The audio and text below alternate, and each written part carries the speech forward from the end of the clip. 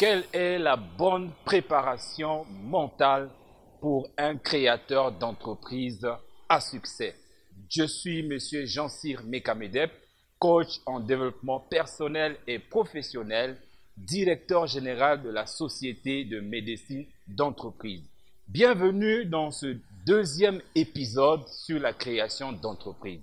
Dans le premier épisode, nous avons parlé de la préparation mentale d'un entrepreneur à succès et nous avons parlé aussi des différentes formes de financement que nous avons aujourd'hui que la majorité des gens ne regardent pas lorsqu'il est question de créer son entreprise.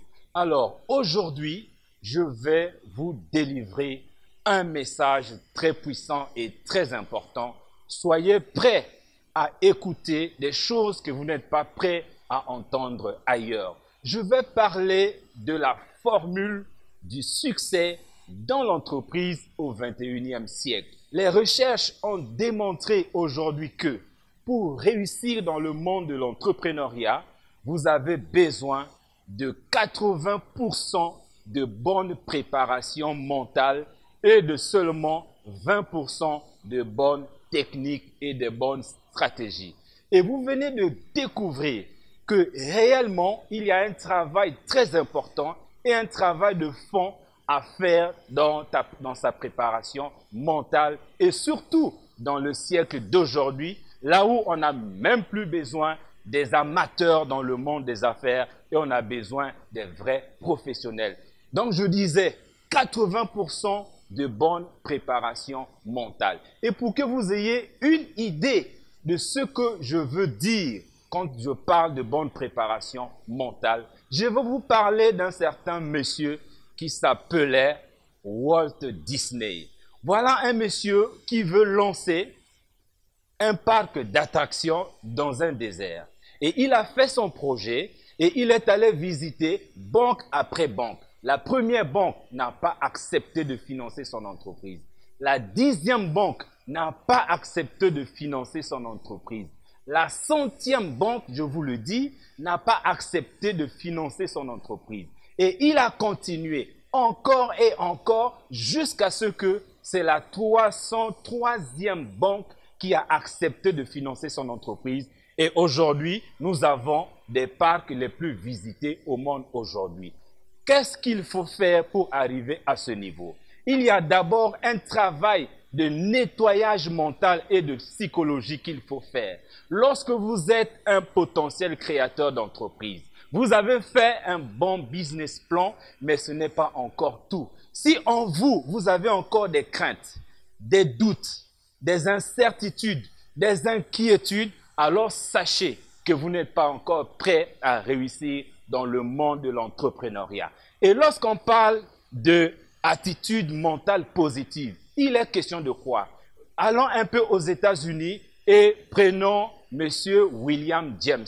Regardez ce qu'il dit. William James dit que la plus grande révolution de notre génération, c'est de savoir que les êtres humains sont capables aujourd'hui de transformer des aspects extérieurs de leur vie lorsqu'ils changent leur attitude mentale intérieure.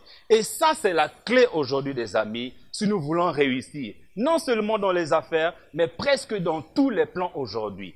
Et nous parlons de quoi lorsqu'on parle de l'attitude mentale intérieure? Il y a deux choses. La première chose, ce sont les croyances. Et la deuxième chose, c'est notre identité.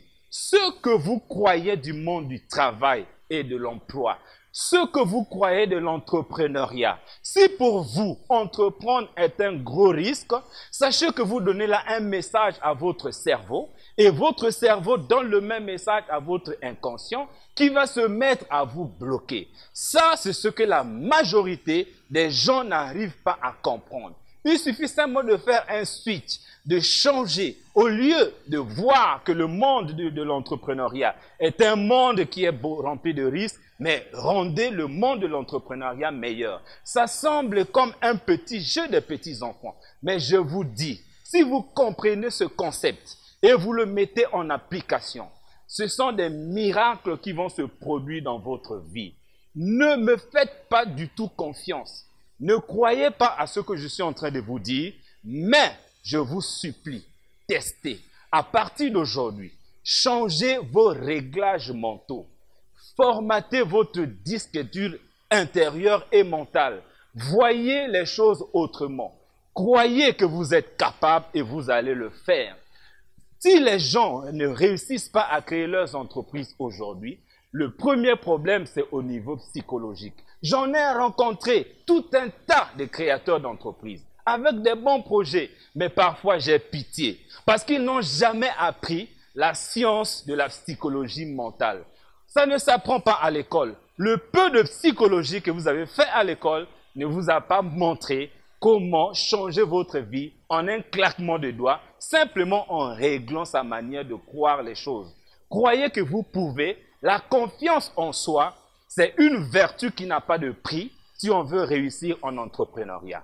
Ça, c'est la première chose, le premier gros travail que vous allez faire. Vous voyez que jusque-là, je ne parle même pas de business plan. Je ne parle même pas de marketing. Je ne parle même pas de gestion. Ça sont des techniques qui viennent après. Il faudrait d'abord que vous nettoyez votre piscine afin de vous plonger dedans. Si vous plongez dans une piscine qui est sale, vous allez attraper des maladies et vous n'irez nulle part. Ça, c'est le premier travail, c'est sur les croyances, ce que vous croyez de vous, ce que vous croyez de votre pays. Je vous rappelle qu'aujourd'hui, je suis en train de mettre cette émission depuis Brazzaville. Combien de Congolais et de Brazzavillois nous avons rencontrés qui pensent que pour réussir, ils doivent aller à l'étranger?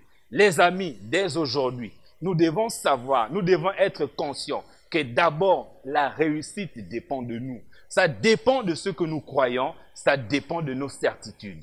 Ça, c'est donc le premier travail à faire, c'est sur les croyances. Je vais maintenant aborder le deuxième niveau de réglage mentaux que chacun de nous doit faire. Le deuxième travail le plus important que vous allez faire dans le changement de votre psychologie, dans l'amélioration de votre état d'esprit, c'est sur l'identité. Ça, c'est le mot-clé. Qui vous croyez que vous êtes aujourd'hui, c'est celui que vous serez demain.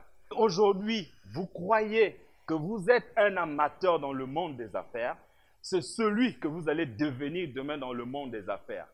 Fini des choses du genre, nous les pauvres, nous les petits, nous les ceci. Non, je suis ici pour vous donner une injection de motivation à outrance à ce niveau, parce que cela va vous permettre à continuer à réussir. Créer une entreprise, c'est déjà une très bonne chose, mais la développer, ça demande encore beaucoup de choses sur le plan psychologique. Ne croyez pas, n'acceptez pas d'être la dernière classe. Soyez des entrepreneurs puissants, soyez des entrepreneurs qui réussissent d'abord dans votre mentalité. Lorsque vous enclenchez votre démarche d'entrepreneuriat, vous devez être sûr que vous êtes la personne la plus appropriée à réussir. Et c'est en ces moments-là que toutes les portes vous seront ouvertes. Je ne peux pas aller dans tous les détails du concept de croyance et d'identité dans une émission de 15 minutes, mais je pense qu'on aura tout le temps pour en parler. Parce que dans l'introduction, je vous ai donné la formule. Vous pouvez aller la vérifier. Pour réussir aujourd'hui, vous avez besoin de 80% de bonne psychologie. Et c'est prouvé, les amis. Les neurosciences ont compris, même les paroles que nous dégageons dans notre bouche ont une influence dans notre futur. Cela se passe comme par effet papillon. Lorsque nous pensons, lorsque nous prononçons les paroles, ces paroles vont dans l'univers et reviennent vers nous avec les équivalents. Et si vos paroles sont imbibées d'émotions positives, alors vous êtes bien parti à réussir dans le monde des affaires. Dans les émissions prochaines, nous allons rentrer dans le mécanisme ou dans la mécanique même de l'entrepreneuriat. Mais aujourd'hui, j'ai bien voulu que nous puissions bien traiter la dynamique de l'entrepreneuriat. C'est cette dynamique qui n'est pas enseignée dans les écoles. Il n'est pas normal que selon les recherches aujourd'hui, il n'y a qu'une entreprise sur 5 qui dépasse 5 ans de leur existence. Ça, ce n'est pas normal. Et pour que les choses puissent changer, nous devons être vraiment prêts. Et je voudrais aussi vous donner la définition d'un mot-clé si vous voulez réussir dans le monde de l'entrepreneuriat. Ce mot, c'est le mot courage. Qu'est-ce que c'est que le courage, les amis? Pour moi, le courage, c'est la capacité que quelqu'un peut avoir à supporter l'insupportable. Les entrepreneurs de haut niveau ont compris qu'ils doivent travailler leur capacité à supporter l'insupportable. Lorsque je rencontre les porteurs de projets qui me disent, Monsieur Cyr, je veux monter une entreprise, je lui pose une question.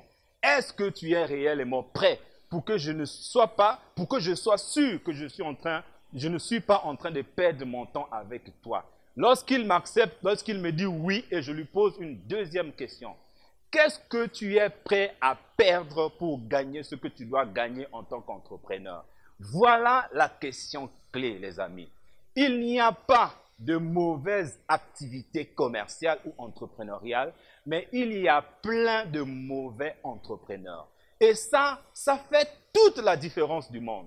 Nous avons plein de gens, des bons techniciens. Ils savent fabriquer un ordinateur, ils savent créer un logiciel, ils savent faire l'agriculture. Mais lorsque vous rentrez dans la partie dynamique de l'entrepreneuriat, qui est le côté psychologique, ils n'en savent pas grand-chose. Ils sont remplis de peurs, des doutes, des inquiétudes. Et là, vous n'irez nulle part. Et si jamais vous réussissez à démarrer, vous aurez des sérieux problèmes à développer votre activité commerciale. J'escompte que les 15 minutes que nous avons passées ensemble aujourd'hui, vous avez retenu que pour réussir dans le monde des affaires, ça c'est vraiment la chose la plus importante, la bonne préparation mentale, plus les bonnes stratégies. Vous voyez, je ne dis pas préparation mentale ou bonne stratégie. Je dis bien une bonne préparation mentale à 80% plus les bonnes stratégies. Prochainement, nous parlerons certainement des stratégies et à ce moment-là, nous pouvons être sûrs que nous nous adressons à un public qui est prêt à réussir dans le monde des affaires. Si vous avez des questions, vous pouvez nous contacter à médecine-d'entreprise@gmail.com. C'est notre mail. Médecine d'entreprise tout collé @gmail.com ou au 00 242 652 52 49. En tout cas, ça m'a fait plaisir et je vous remercie. Merci beaucoup.